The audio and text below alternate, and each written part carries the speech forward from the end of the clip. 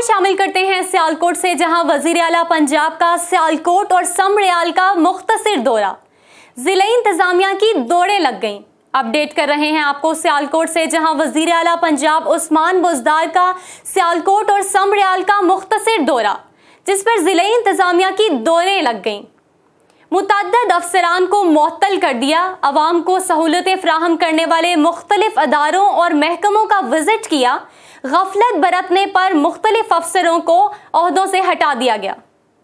इसी पर देखते हैं ये रिपोर्ट। सियालकोट वजीर आला पंजाब सरदार उस्मान बुज़दार का समरियाल और सियालकोट का 3.5 घंटे का तवील दौरा। वजीर आला उस्मान बुज़दार ने अवाम को सहूलतें फराहम करने वाले मुख्तलिफ अदारों और महकमों का विजिट किया। उस्मान बुज़दार फराइज से गफलत बरतने, अवामी शिकायत और खराब कारकर्दगी पर एक्शन लेने लगे। वजीर आला उस्मान बुज़दार ने 15 अफसरों को ओहदे से हटा दिया। असिस्टेंट कमिश्नर समरियाल को ओहदे से हटा दिया गया।